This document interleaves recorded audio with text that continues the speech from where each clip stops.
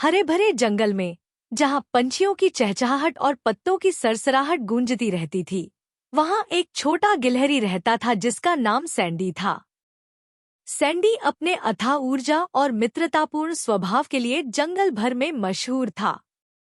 हर दिन वह नट्स इकट्ठा करता और अपने साथी जीवों के साथ बांटता, हमेशा यह सुनिश्चित करता कि कोई भूखा न रहे। एक ताजगी भरी शरद ऋतु की सुबह, जब सैंडी अकॉर्न इकट्ठा करने में व्यस्त था, उसने देखा कि एक बूढ़ा, कमजोर खरगोश जिसका नाम रोलो था, भोजन ढूंढने के लिए संघर्ष कर रहा था। रोलो की कभी तेज रही आंखें उम्र के साथ धुंधली हो गई थी और उसके पंजे जमीन में खोदते समय कांप रहे थे। सुप्रभात, रोलो, सैंडी चहकते हुए बोला और उछलकर उसके पास पहुंच गया। क्या मैं तुम्हें भोजन ढूंढने में मदद कर सकता हूँ? रोलो ने ऊपर देखा, उसका चेहरा कृतज्ञता से भरा हुआ था। ओह सैंडी, तुम हमेशा इतने दयालु हो। मुझे थोड़ी मदद की जरूरत है। मेरी बुरी हड्डियां अब वैसी नहीं रहीं जैसी पहले थी।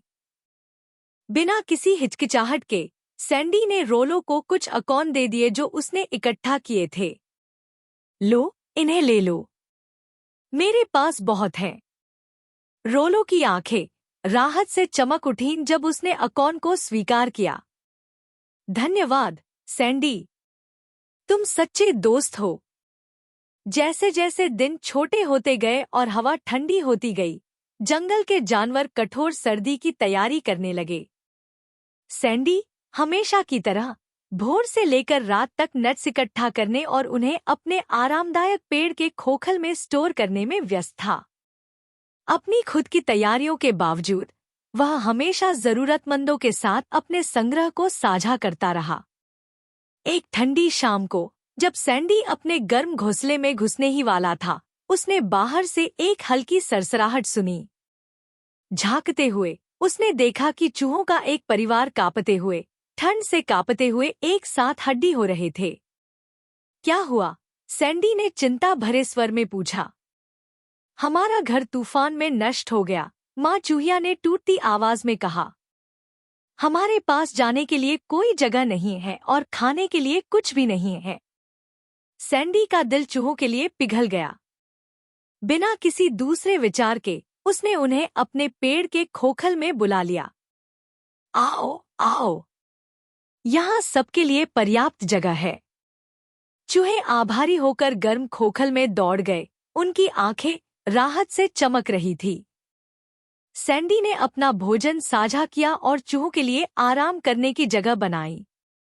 भले ही इसका मतलब था कि उसकी अपनी आपूर्ति कम हो जाएगी, वह किसी को भी तकलीफ में नहीं देख सकता था। सर्दी पूरी ताकत से आ गई, जंगल को बर्फ से ढक दिया। भोजन दुर्लभ हो गया और ठंड बर्दाश्त के बाहर थी। सैंडी की आपूर्ति उसकी अपेक्षा से तेजी से खत्म हो गई, लेकिन उसने कभी भी दूसरों की मदद करने के अपने फैसले पर पछतावा नहीं किया। एक बहुत ही ठंडी रात, सैंडी जागा हुआ था, उसका पेट गुड़गुड़ा रहा था। अचानक उसके दरवाजे पर दस्तक हुई। दरवाजा खोलते ही उसने देखा कि रोलो और चूहों का परिवार, हर एक ने खाने के बंडल पकड़े हुए थे। सैंडी, हम तुम्हारी दयालुता के लिए तुम्हारा पर्याप्त धन्यवाद नहीं कर सकते, रोलो ने कहा। हम सबने जो थोड़ा बहुत ढूंढा उसे लेकर आए हैं। यह बहुत नहीं है, लेकिन हम इसे तुम्हारे साथ साझा करना चाहते हैं। सैंडी की आंखों में आंसू आ गए जब उसने उन चीजों को स्वीकार किया। धन्यवाद दोस्तों, यह मेरे लिए बहुत मायने रखता है। कठिन सर्दी के दौरान जंगल के जानवर एक साथ बंध गए, जो कुछ भी उनके पास था उसे साझा किया। सैंडी की निस्वार्थता ने सामुदायिक और उदारता की भावना को प्रेरित किया, जिसने उन्हें सबसे कठिन दिनों में भी सहारा दिया। जब आखिरकार वसंत आया, तो जंगल फिर से जीवन से भर गया। सैंडी अपने खोखल के प्रवेश द्वार पर खड़ा था, नई दुनिया को जागते हुए देख रहा था। उसने मुस्कुराते हुए सोचा कि दोस्ती और दयालुता का बंधन किसी भी सर्दी की ठंडक से मजबूत है।